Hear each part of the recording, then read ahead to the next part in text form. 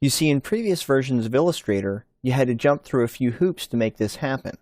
But now in CS6, it's easier than ever. Let's take a look at how this new feature works.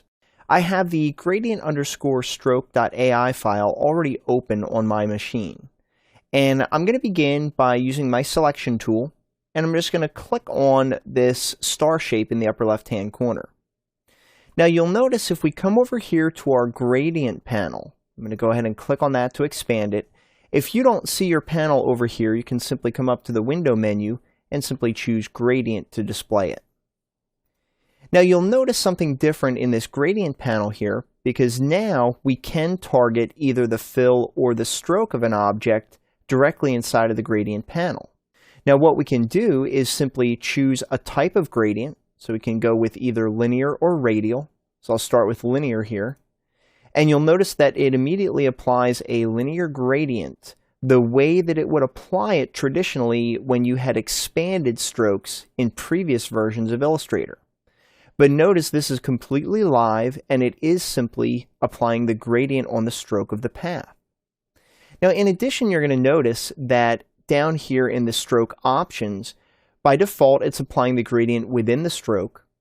We can also click on the second one to apply the gradient along the stroke. So the way that this works is you'll notice that wherever the path starts, it will follow the path and finish the gradient where the path ends. So with a shape like this, the path is starting and ending up here at the top. Let's go ahead and click on the triangle here. I'm going to do the same thing. We'll apply a linear gradient. And this time when I apply the gradient along the stroke, you can see that the starting point of this shape is down here in the lower left-hand corner. Now let's click on this shape down here. We'll go ahead and choose a linear gradient one more time. And this third option is to apply a gradient across the stroke.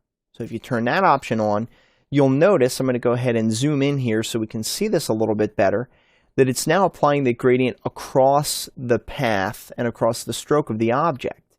This really opens up a lot of options for creating different effects inside of Illustrator. Now I'm going to scroll over to this last option that we have here. This is a flourish or spiral, and I'm going to apply a linear gradient one more time. Again, we can apply it across the path, and again you can see that we have different effects. Now if you want to, you can go up to the type drop-down menu and choose radial. Now this will apply it in a radial direction, and you can't really see it when you're applying it across the stroke, but if you choose a different option, you'll notice that it now kind of starts in the beginning of the object and finishes on the outside. To change colors in here, you can do it manually, or you can pick from one of the predefined presets. If you click on this drop down here, you can see that any of the swatches that you have already created, you can choose from this list and then still change their properties as well.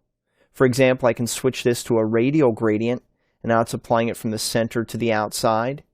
And you can also change your color stops directly inside of the gradient panel. If you want to create a gradient on your own instead of using the predefined settings, what you can do is we'll go back to a default black and white. And then what we can do is I'm going to detach the gradient panel for a second to open up my swatches panel. And what I can do is I can drag these swatches down here to apply these to create new gradient stops. Maybe I want a midpoint here, so I just kind of add another color stop here. And you can really customize all of these settings directly inside of the gradient panel. Very similar to previous versions, but you will notice that we can now apply it to the stroke.